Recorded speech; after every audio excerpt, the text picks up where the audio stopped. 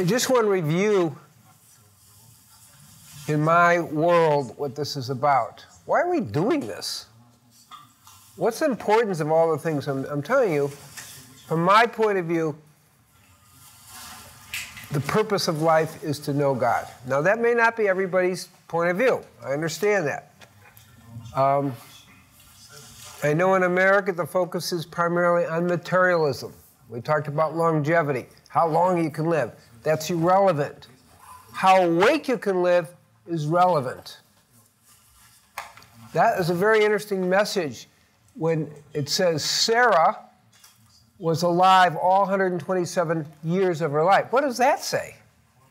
That means from the moment she was born, she was already enlightened, because to be enlightened means to be awake. Okay? Now, if you make it to 127 and you're not awake, what good is that? You have to go back to school again. Okay? So that's a very important model, a very important statement that was said. Alive 127 years, all the years of her life. So, in a sense, that's what we're talking about. And when it talks about Moshe, it's not just that he's vital, but he's totally awake.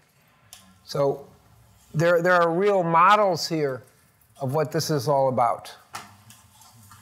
And part of this whole process in a world that is really chaotic in many, many, many, many levels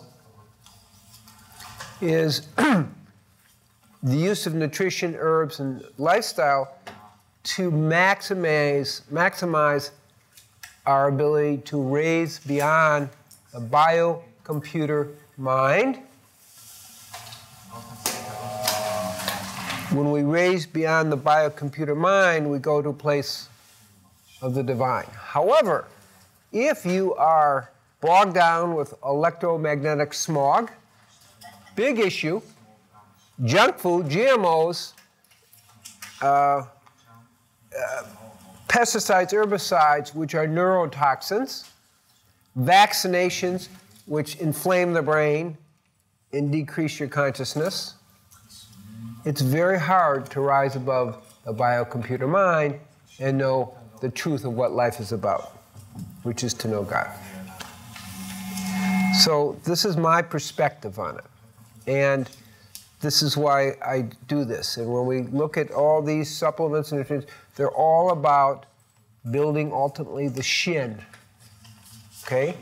The three treasures build on each other, but the point of the whole thing is to build the shin.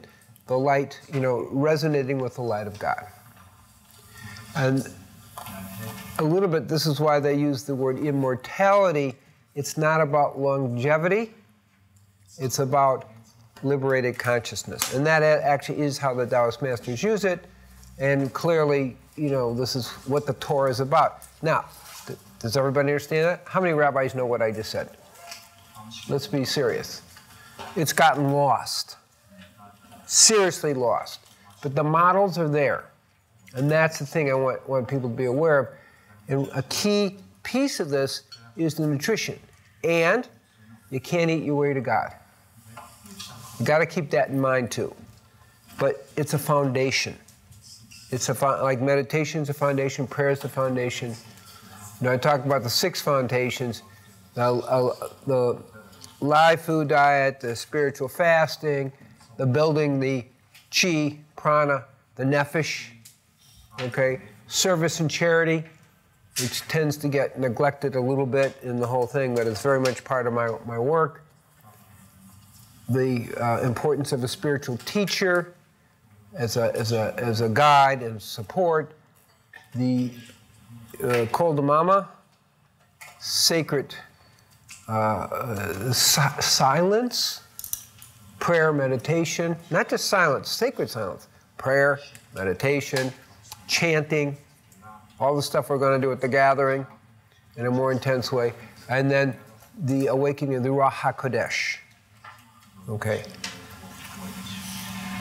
They create a formulation that works. And this is key. But if your mind isn't working right, you can't get where you're supposed to go. And it is, again, in all the great traditions, there's only one point: to know God. There's only one point, Devikut Herut, to know God, to merge with God, and to be enlightened. It's all the great traditions. This is all what it's about. Okay? What I like about the, I've been emphasized in Chinese, is they're more clear about it. All the great masters, they have their rishi hanging around their neck. Okay, but the rishi is symbolic of spiritual nutrition. That's the key understanding. And so they understand that the herbs and the foods we eat elevate our consciousness.